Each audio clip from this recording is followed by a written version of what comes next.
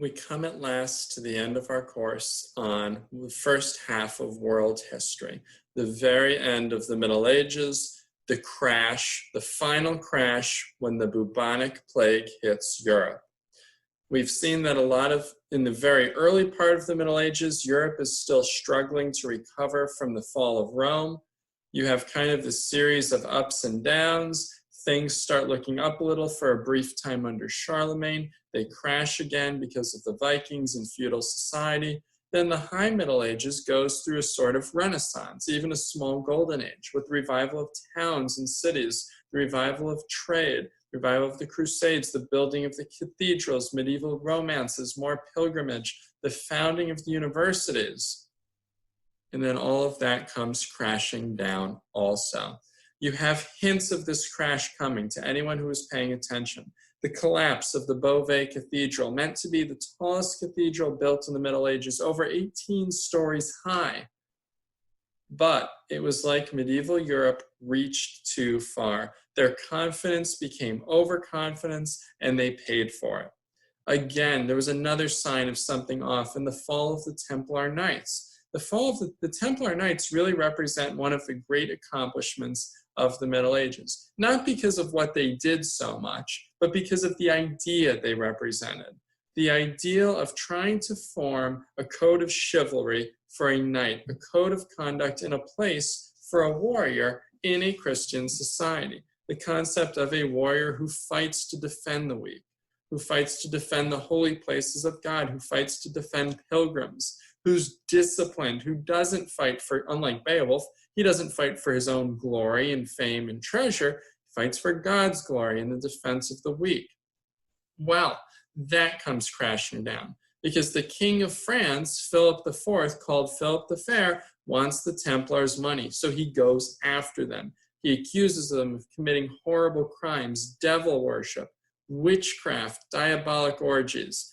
And he has them tortured into confessing before burning many of them at the stake. The fall of this knightly ideal, this group of the Templars, again, seems like a warning sign that something is coming. And if this seems too abstract, a more concrete sign that something is coming comes from the beginning of a little ice age. Near 1300, the medieval warm period ends, and for 500 years, Europe goes through a little ice age. This little ice age means shorter growing seasons, cooler, wetter summers, not as much crop production, and people die in huge numbers. We often don't even think about this because we tend to skip over it to the Black Plague. But this agricultural crisis, this famine, really sets up the Black Plague. Because not only do 10% of Europeans die, not only do 90% of their herds die, the people who survive are less well-fed, less nourished, less healthy. And when people are less healthy, they are more vulnerable to disease. It's only a few years after this, the Black Death appears in Europe. The Europeans knew it was coming. It starts out in the East, in China. They hear stories of it coming this way. Oh no, it's getting to India. It's getting closer. Oh no, it's hit the Muslims in the Middle East. Well, you know, they're pagans. Maybe God's just punishing them. Oh no, it got to Constantinople. Well, you know, the Constantinople, they're kind of different Christians. God could still be punishing them. And then it gets to Italy. Spread on trade ships. More specifically, we think that it was carried by fleas on rats. Infected fleas were carried on rats. Those rats would then die or make their way into Europe on these ships, and the fleas would jump from the rats to bite human beings and animals. And Europeans throughout Europe are watching as the plague gets closer. At the beginning, it starts in the Mediterranean port cities like Italy on ships, gradually spreads throughout Italy into southern France, to northern France, to England, and to Norway. Actually, there were really two kinds of plague. We talk about one plague, the Black Death, but actually it fell into two types. First, the bubonic plague, which is the one most people know. The bubonic plague was, the reason it's called bubonic plague is what happened is you would get swelling in the lymph glands. Huge buboes is what they were called. And if you got this, your chances of dying were 67%. You had a 2 in 3 chance of dying. That's a very high death rate. By comparison, the coronavirus, the World Health Organization at the beginning estimated a death rate of 3.5%. We're now talking something less than 1%. If you had the bubonic plague, though, there was a 2 out of 3 chance you were dying. And as bad as that is, it gets worse, because the other type of plague was the pneumonic plague.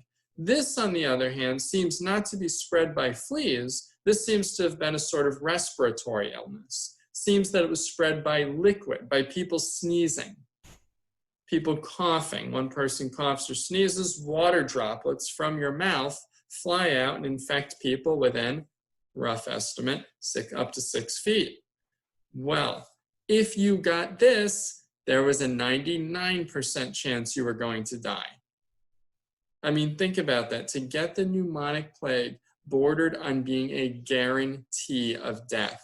That must have been tremendously traumatic to people. The effect on Europe is incredible. 33% of Europe dies. It's more in cities than in now, right? In cities, the number's closer to 50%. Half of people living in cities die. The population in Florence had been 90,000. It goes to 45,000. And what the worst part is, it doesn't even break out once. The plague breaks out, and then every 10 or 15 years, it comes back. And it keeps doing this and keeps doing this until finally the 1700s. You're talking almost over 350 years of this. And finally, you get to the 1700s, and by then, people have enough, the survivors have enough immunity. People are desperate. This plague tears society apart. People flee the cities. They flee from other people.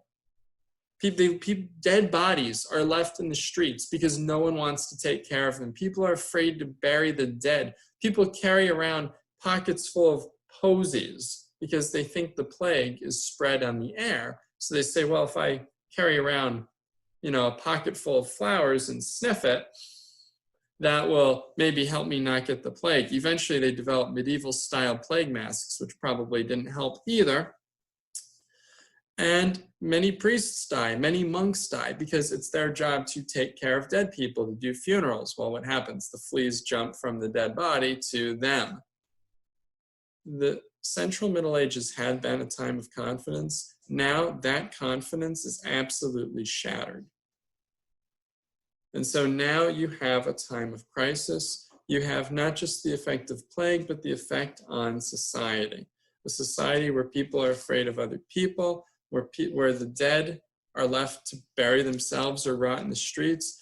If you ever read Chaucer's Canterbury Tales or Boccaccio's Decameron, their openings, their prologues, actually give a description of this, of people running away from everybody, fleeing the cities, fleeing each other, trying to live alone in the country. This is a society where all that confidence from the early Middle Ages is absolutely shattered. But, as you know, human beings at the same time are very resilient, because when there's a crash, there's a rise again. And so in the next half of world history, you will pick up with that rise, with the Italian Renaissance.